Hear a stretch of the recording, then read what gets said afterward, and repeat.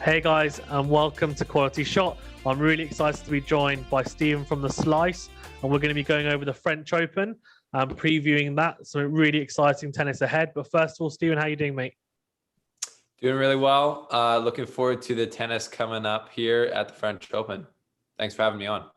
No worries at all. Of course, your boy Roger Federer is back in action. I saw you were really happy about that, but well, my boy, I guess, Rafael is obviously going to go into it, the favourite as always, which I know you've been saying. But I feel like this year, so we'll start with the men's, I think it's probably not as clear cut as maybe it has been in previous years. So before I go on to Nadal, because I think that's the obvious one, I wanted to talk about maybe the so-called chasing pack that we've got behind him. And for me, I don't know about you, but I'm looking at, obviously, Djokovic is always there and thereabouts. I think Zverev and Tsisipas, obviously Zverev winning in Madrid and also beating Nadal in the quarters, and then Tsisipas winning in Monaco as well, and had a close final. I think it was in Barcelona in the 250. That was a pretty competitive match as well.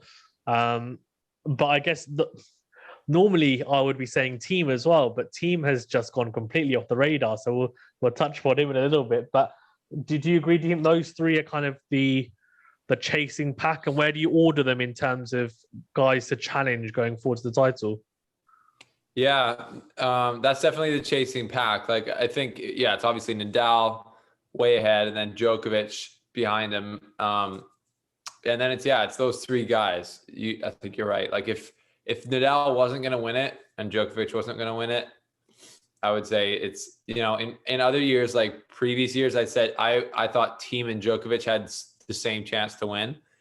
I think Djokovic just looked better this year, but Thiem's the big question mark in this. So I've thought that it's been ridiculous how Zverev, like, I was looking at some of the odds and I posted them on our Instagram page, like, and Zverev is like 3 times as unlikely to win as a guy like Thiem, which to me is like, if you've watched the clay season so far, he's like, doesn't seem accurate. But maybe they're just taking into account that, how good Thiem has done at the French Open in the past, etc. But yeah, I think a guy like Zverev, every match that he plays, or Tsitsipas or Thiem, honestly, but mostly Tsitsipas and Zverev, since they're so much younger than Nadal and Djokovic, they officially now, I think, have the physical edge in any match they play.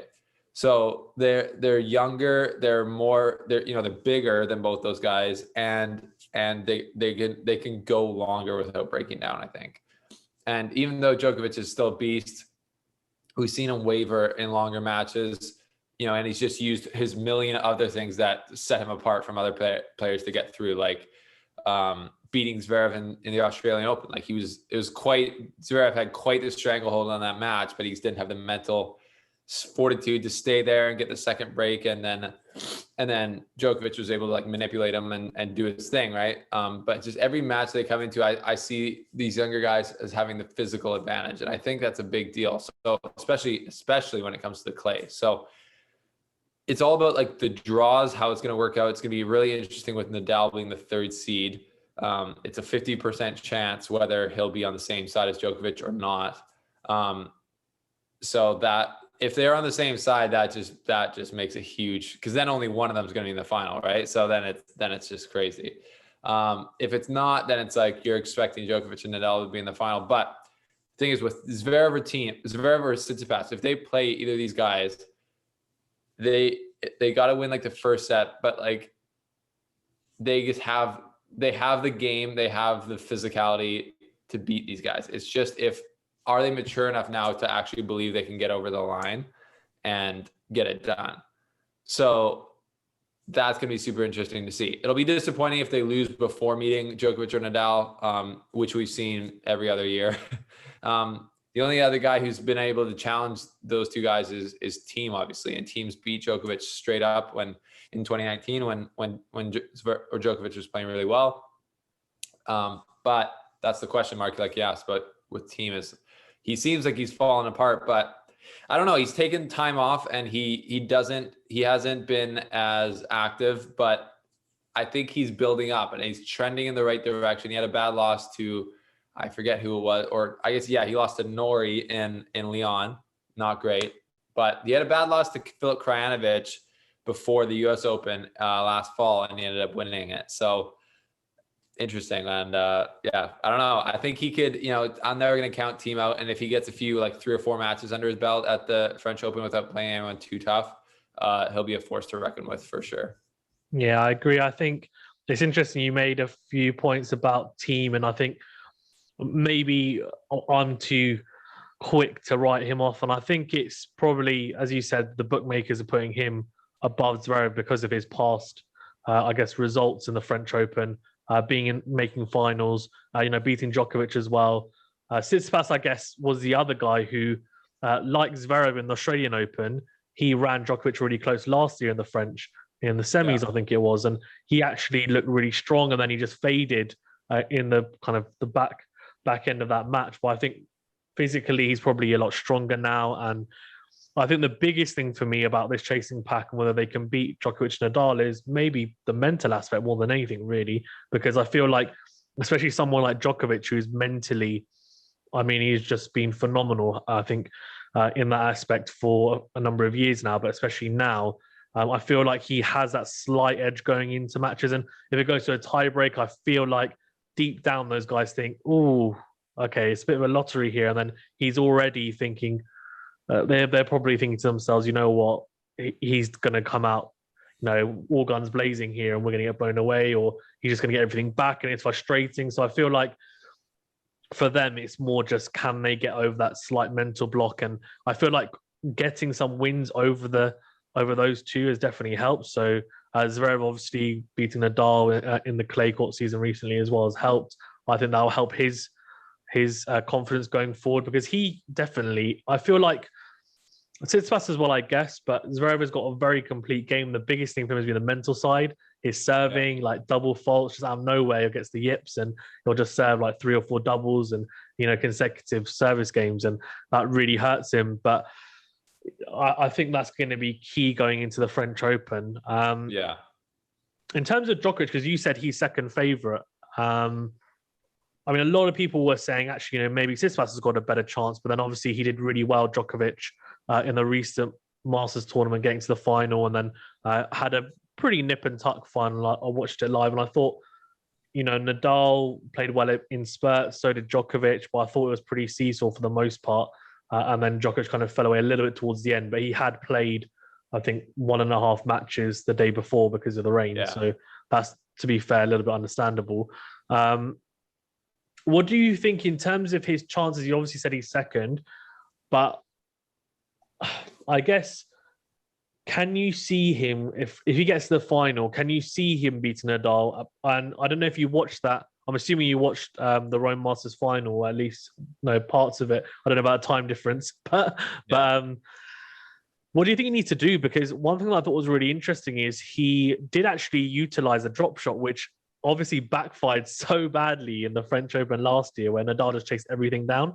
But this time he used it, but used it more sparingly, similar to what Tsitsipas had used, I think, in the Barcelona final, and more on the backhand side as well. And it was almost a lot harder for him the way he was hitting. He was hitting on the rise when Nadal was hitting the cross court, heavy topspin forehand, and then he was stepping in, hitting it almost as if it was a disguise to, okay, I might hit a backhand slice deeper, but actually, okay, no, I've just cut through the ball, and then he'll just drop it shorter. And Nadal was a little bit phased by that at the start, then got warmed into it a little bit.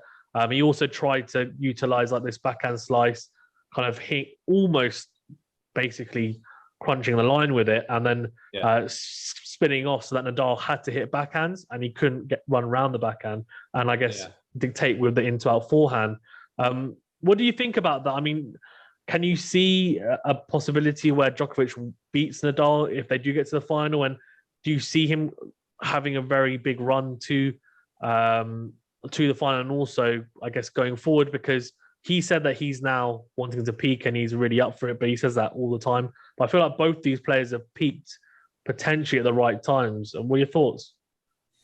Yeah, well, I always think Djokovic can beat Nadal at the French Open. Like, he has done it before. Mind you, it was a very not good-looking Nadal when that happened. But he's beat him so many times on clay and so many times in 5-set matches in general that he can obviously do it. One interesting stat, and I don't have the exact numbers with me about the Rome final, was that Djokovic won a higher percentage of points that were, I think, over 5 shots.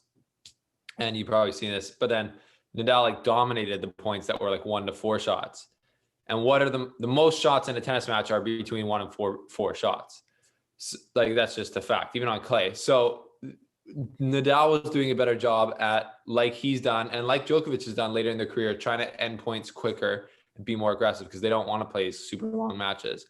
Nadal was doing a better job on clay at stepping up, being aggressive and hitting that serve +1 really well, better than Djokovic was. And so if Djokovic is going to beat Nadal, I think he's got to try and step up in the court, play a bit more like Wimbledon, where he's taking stuff on the rise, bunting up the line, really changing up the patterns to keep Nadal on the back foot, which is the hardest thing to do at the French Open, because Nadal, if he's not playing good, he can kind of get passive on clay, but he's as a passive grinder style, he's still like the best in the world on that surface, right? So, but I find he tends to do that less at the French Open because it's his court. He knows exactly how it plays. He's won it 13 times. Like it's ridiculous at this point. But Djokovic can beat him, obviously. I thought he had a lot more chance. Like before the final last year, it was like a toss-up for me. Like I was almost leaning Djokovic, and then Nadal like smashed him. So it was, and it wasn't even close. So it was a letdown. It was a bad match from Djokovic, great match from Nadal, I think. So obviously, if Nadal or Djokovic can get Nadal on not a great day, and maybe Nadal has actually tough matches before the final, unlike last year. I think that was the easiest route to a final in major history, like from anyone. Like it was ridiculous for Nadal. So he came into that match like super fresh. It depends a lot on the draw, I think that Djokovic probably has a better chance if they meet in like the semifinal. But he can do it. That's like we know he can do it. He has the ability to do it. His game plan's just got to change a bit, and he's got to be smart with it. But it's just so hard to do, to play super aggressive against Nadal when Nadal's shots are coming in at that crazy amount of pace and spin on the French Open court. Yeah, I don't know Djokovic about peaking. This morning I was literally just watching him in his first match in Belgrade, and he smashed the racket. A very actually weird performance from Djokovic. Yeah. He's playing this guy Mats Morang, I think, he's like the 250 in the world. And this guy was like smashing winners, like just hitting, going all out, go for broke. But it was really getting Djokovic pissed off, so he literally smashed the racket, got a point penalty, didn't do his celebration at the end of his match, kind of answered one question and just got out of there. And he looked really kind of disheveled from the match. So when I posted a quote, just kind of having some fun with it, I was like, this is Djokovic peaking for the French Open. It's like, it doesn't look very good. But in all fairness, like he just had a physical run to the Rome final, lost.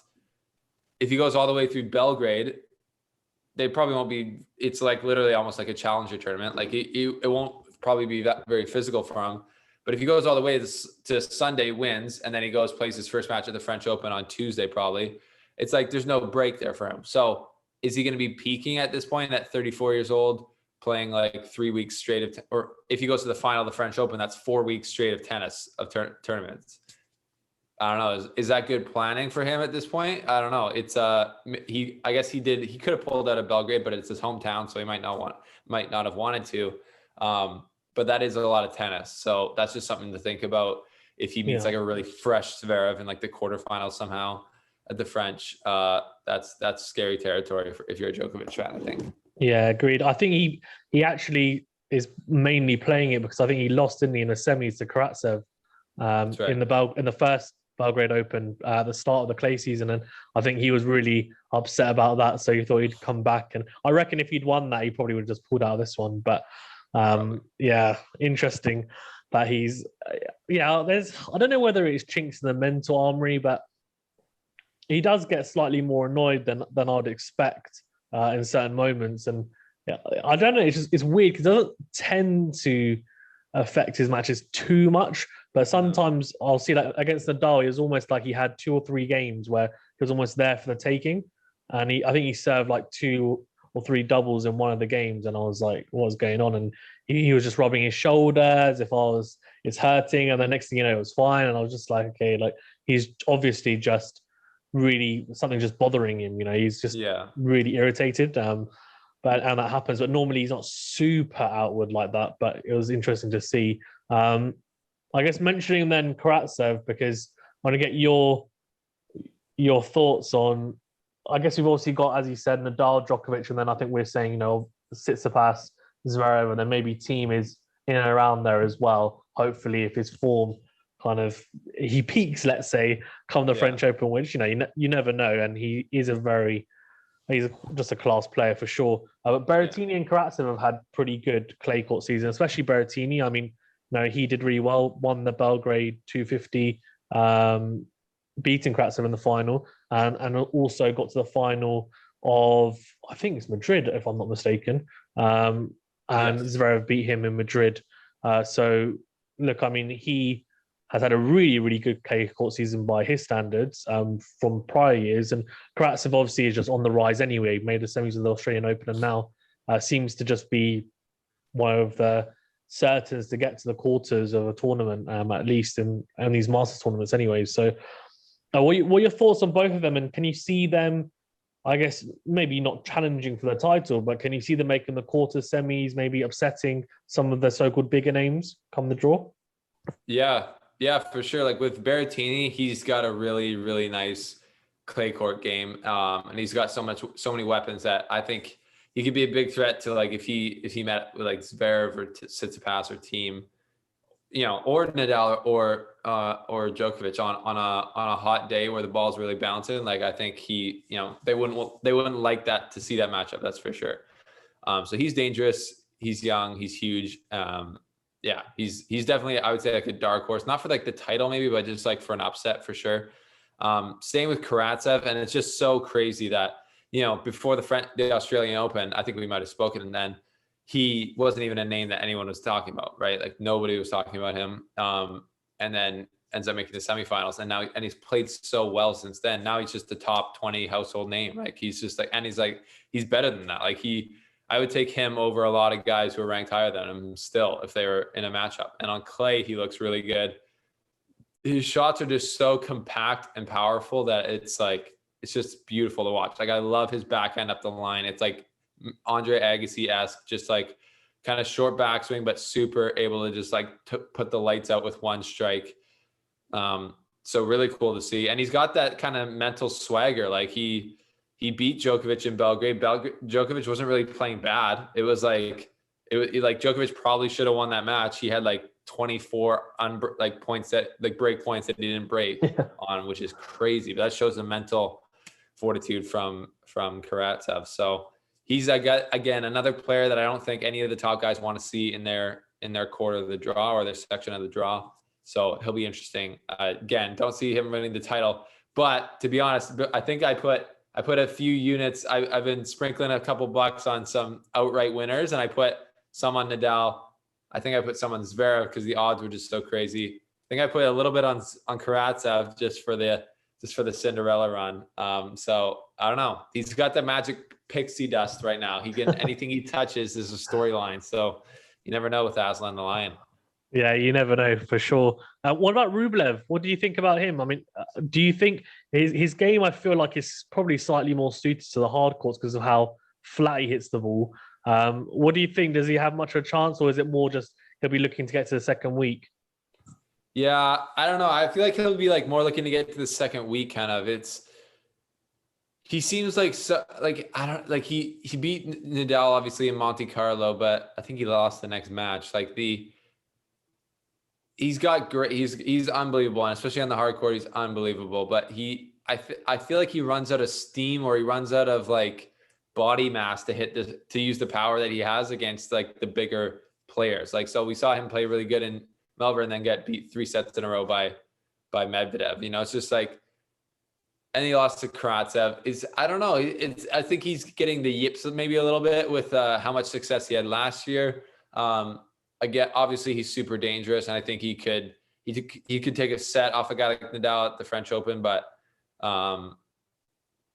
and he could beat some of the like Tsitsipas if they got into a tight match or whatever. It's like he's definitely able to do a lot of damage. But I just haven't got the feeling. I haven't seen much of him on clay other than the Monte Carlo win, win over Nadal. So he's not really high in my books as far as like a dark horse for an upset or anything.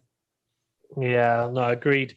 And I guess the other one is Medvedev, who I think we can probably safely say he hates clay. I think he pretty much says there's nothing on clay that suits his game. And I think I saw him playing a match, and he was just like, "I hate this surface." Like I see him shouting at the clay court. So he's a character, but I feel like maybe the fact that his game is so, I mean, it's just so different and unique compared to everyone else's game. He doesn't hit heavy topspin. He's very low over the net.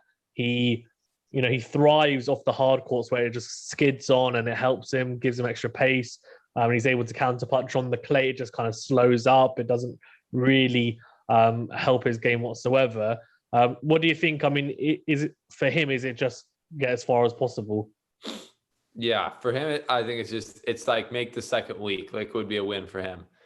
He's got no points to defend there, like literally, I don't think any points. So if he could get to the second week, that'll give him like, that'll be equivalent of him winning like a 500 series event that he hasn't won, right? So that'll help his ranking big time. It's interesting. Like either if Djokovic and Nadal both make the final, then they're both good for points. But if like one of them were to lose early, and like I think Djokovic has more potential to do that, that'll help. That'll make the rankings really interesting for sure. Because once this 12-month or the rankings go back to a 12-month system, I think there's going to be some, like if it just went back to a 12-month system right now, or no, that's not true. But if it was just like the year to date rankings, like Tsisipas is number 1, right? He's which is pretty crazy. So I think it'll shake it up a lot. If Medvedev he's just got, like, that's what we talked about, the whole clay swing. He has so much potential to get points, but he's continually just like showed that he's not a good clay court player, which is crazy because he's the number 2 player in the world. But yeah, we all know why it doesn't suit his game. He hits the ball flat. He's like precise. You don't get precise bounces on clay. So it's just not a good fit for his game. But I do think he should be doing better than he is, because at the end of the day, he's a better tennis player than anyone he faces outside of Nadal, Djokovic, Zverev, Thiem, Tsitsipas. Like anyone outside of those top 5 guys, he's a better tennis player than, right? So I always think, like, if you're a better tennis player coming up against a clay court specialist, I think you make up that gap just based on your abilities, right? So, but you never know. Like, clay court specialists can be so good. Like Pablo Andujar beat Federer. Federer should have won that match. Andujar is just solid on the clay. Like so it'll depend. It'll see. Like if Medvedev can play a bunch of guys who aren't great on clay, like say he comes up against I don't know. I'm trying to think of somebody who's like good, but it's not that good on clay. I don't know. Like, can't think of anyone right now. Everyone's like okay on clay, but like I don't know. I wouldn't think of like historically like someone like Raonic being super good on clay. Like if he came up against Raonic, you're like, oh, maybe he would have like the chance there, or like a better chance. But yeah, I don't have any high hopes from Medvedev at this tournament. That's for sure. Yeah, agreed. No, I agree. I think it will be an interesting tournament for him and could end on the first day, to be honest. Who knows? Yeah, upset on the cards. And then I guess to wrap up on the men's as well is Federer. I mean, what do you think? Obviously, he didn't have the kind of fairy tale comeback, as you said, against Underhard, but played okay. Obviously, looked a bit rusty. It seems to me like the goal is to try and make a good run in Wimbledon. So he's playing the French because he knows he's not going to get much tennis before then. What do you think? I mean, is it just for him try and get as much match practice under his belt as possible? Yeah, that's the goal for him. I was interested after he lost in the first round of Geneva. I was hoping that he would pop into the Parma tournament in Italy just for more matches, but obviously didn't do that. So yeah, he's definitely old now. It's weird because I started covering the tennis 4 years ago during his run when he came back, and I was like, I thought he was old then, which he was, but he came back and just showed this brilliance. And in my head, I'm expecting that again, but he's like 40 now, which is just so old. He's had three knee operations or 2 knee operations, I guess, on the one knee since 2017. So it's just tough. He looked very out of rhythm in Geneva, and he's got to get that back. And if he does, if he feels really comfortable at the French, like we didn't think he'd do much at the 2019 French Open. He made the semifinals, and he it was a 3-set win against Nadal. Super windy day, but like the first 2 sets were pretty close. Like, so it's not like he doesn't have clay game when he's there. And I would take, if he's playing well, I'd take him over most players. But so yeah, he's an outside dark horse, I'd say, for the championship. Like, I'm not going to say he has a very good chance to win the championship, but I've learned even as the biggest Federer fan, I've learned to not bet against him, because I did not pick him to win the Australian Open in 2017. That's for sure. Yeah. I mean, obviously just class act. So it'd be great to see him at least make the second week and just see what you can do there and maybe gain some momentum as well. I guess notable exclusions, Nick Kyrgios, Shapovalov and Wawrinka. So Shapovalov, I think, is injured. Kyrgios, I'm not 100% sure on that, but I know that he wasn't really traveling before. Maybe he just doesn't fancy it. I mean, I don't think clay is really... He doesn't like the French Open, and he's just starting. I think his first match is going to be in Stuttgart on grass. Yeah. I mean, Wimbledon is a place where you can definitely do damage. So we'll see him there, I guess. Sure. And Wawrinka, I think, has got a slight niggle as well. Former French Open champion as well. So, but he's like Federer I think even more so really on the decline as Wawrinka, I think, because his movement is completely gone, I would say. And that's something that he definitely needed a little bit of, being that power hitter. For sure. On the women's then, I mean, for me, I'm just looking at Barty, Swiatek, and Sabalenka, who's had a really good clay court swing. I think 11-2 is what she is at the moment. So, I mean, what do you think? Are those the 3 that you're looking at? I mean, obviously, you've got other people floating around, like maybe Muguruza. Coco Gauff's had a really good clay court swing as well. I mean, I wouldn't necessarily put Osaka and Serena in that bracket, because I feel like Osaka's not fantastic on the clay, and Serena hasn't looked amazing as well. But obviously, they're 2 class acts as well. What do you think? How's the tournament shaping up for the women? Yeah, it's gonna be exciting. Like last year was obviously the crazy, unexpected Swiatek win. Barty has looked good. It's always wide open, but I feel like it's gonna be wide open again this year. Like you said, I wouldn't have Osaka in the top 10 to win this. Serena Williams, I'm not betting on her anymore. I haven't bet on her, but like I don't know. I don't know if she has the physicality to win at majors anymore. Like it's at any major really, which is crazy to say. Maybe Wimbledon coming up. But I like Bianca Andreescu. I don't know. She hasn't played much at the French Open ever. She didn't play last year French Open. She was injured, wasn't she? I think she just came back. I don't think she played in 2019 French Open either. I don't know. I think 2018 she was like not even a professional tennis player. She was still in like super young. So it was like fellow Canadian. I love her. We were talking in the press conferences in Miami. I feel like we're tight, kind of like she was like, hopefully we got. You have to hook me up then, won't you? Yeah, I'll try and get her on the show for you on Quality Shot for sure. But she's cool, and she's got the gangster mentality. Like she is. I love her energy on court. She's got a lot of mojo and backs herself, and she fights as hard as anyone out there. She's as physically strong as any of the girls out there.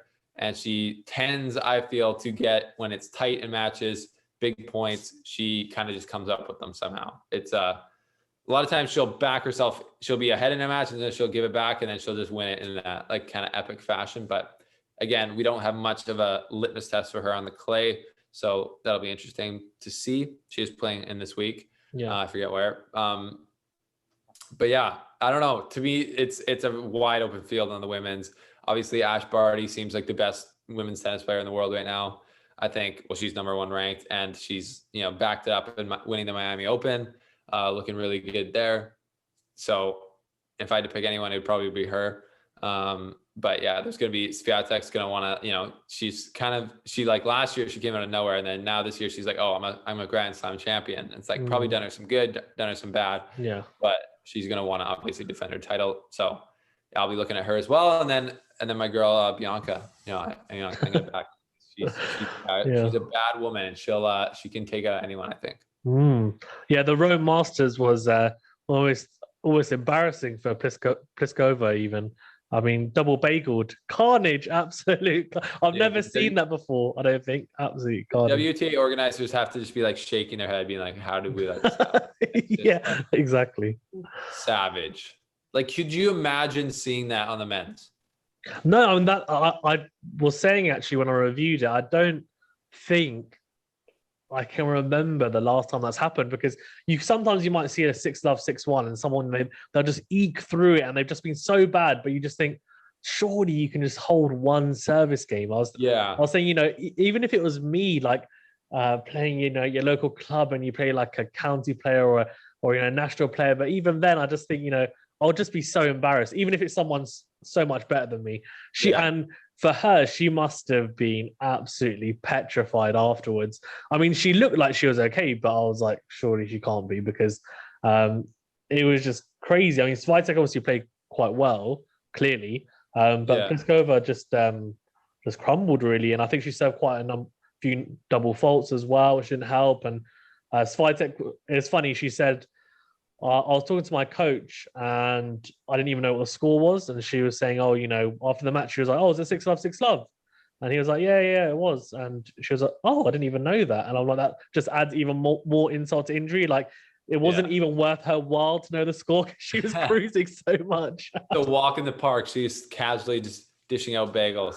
Yeah, exactly. Carnage. But yeah, I mean, Muguruza and Coco Gauff, I guess, are kind of the dark horses as well. Sabalenka, I mean, she's been there or thereabouts. She's been a very good doubles player, and then obviously now is coming into her own on the singles. But I think Barty and Swiatek, for me, it's kind of a two-headed battle for me between those two as favourites. But yeah, I mean, Barty has been really good, I think.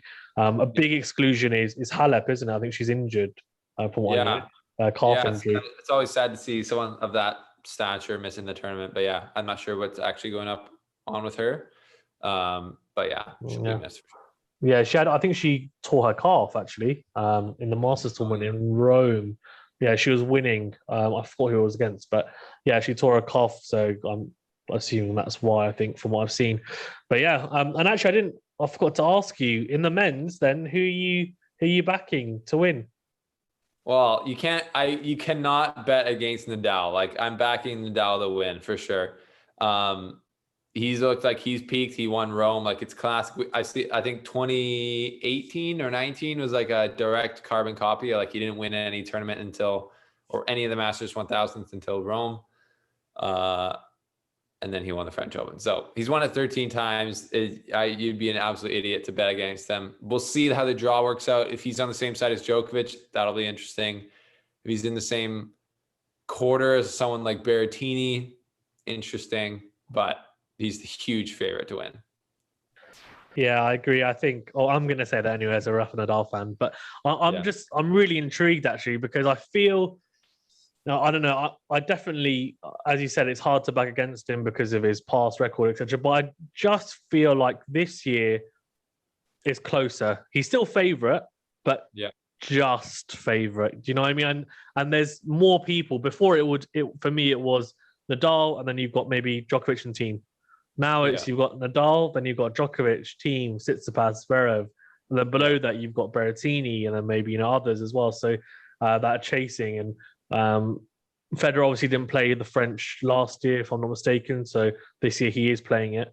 Obviously, he's not got so many matches under his belt, but again, he's still a threat. So I think just in general, it's just a lot wider open. So it's going to be really, really intriguing. I'm really looking forward to it. Is there anything you want to touch upon?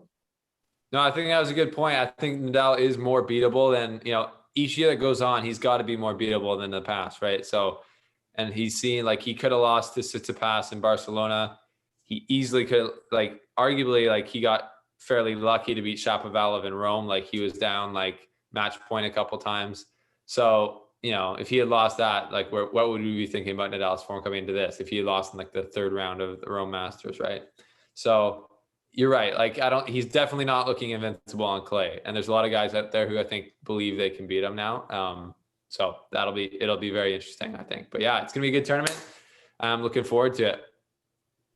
Yeah, I really am. I think we're probably going to get a few cracking 5-setters on the clay, which I'm sure the players will love the attritional nature that is the French Open, especially early doors. I mean, that will take its toll, I'm sure, as well. But really looking forward to it. And yeah, it's great. Obviously, it's been moved back a week. So yeah, that would be intriguing. I'm also interested to know in terms of qualifying as well, what goes on in the qualifying, if there's any. I was having a look at it today, and there's some obviously interesting people in there. So let's see if they can make their mark through that as well. Yeah, that's all from me. Is there anything you want to talk about? No, man. I think I think we covered the bases pretty well. Yeah, perfect. Well, thanks again, Stephen. I really appreciate it. And guys, which I'm sure you already have, because I'm pretty sure all my tennis fans are probably from the Slice anyway. No, well, probably quite a few fair of them, I would imagine. But yeah, please do obviously go and check out Stephen's channel, The Slice, and go and subscribe to it. Go and like all his videos. Stephen, I mean, I've been watching all his videos as well. Fantastic. Obviously, slightly different to what I do. A lot more professional. And he's got a nice background as well, which I need to get, and microphones. So a lot cooler for sure. And you also, obviously, you're doing your interviews as well, at press passes. I think you said have you got a few tournaments coming up that you've got press passes for? So I think looks like we got one to the Halle tournament in Germany. Nice. So the grass court one before Wimbledon. So hoping to talk to Federer there. Yeah. Which would be cool. Yeah, that's what we do. You know, at the Slice, we try and take people behind the scenes a bit. So it's on our front row show. If you're part of that, we can ask your questions to the pros in those press conferences. So nice. Yeah, thanks for checking us out. Thanks for having me on, Faison. It's always fun to talk. Yeah, no problem at all. And also you can buy your hoodie as well, can't you? Now, yes. Limited time only. 4 days. Everyone's working from home. Super comfortable. This is the hoodie you want to be wearing to be working from home. That's all I wear. For sure. I must check it out. Get on myself. Now, thanks again, Stephen. I really appreciate it. I look forward to seeing, talking to you maybe after the French Open, also seeing your videos coming out. I've been watching them and enjoying them. And it's also your social media. Follow him as well. I think it's all at The Slice, is it? Yeah, The Slice Tennis on Instagram and Twitter. Yeah. Perfect. Cool. Yeah. Some really funny little bits from Stephen pushing the boundaries, which I like for sure. Cool. Thanks very much. And guys, remember to, of course, like, comment, share, and subscribe to the channel if you haven't already. And I'll see you on the next video. Stay safe and thank you very much.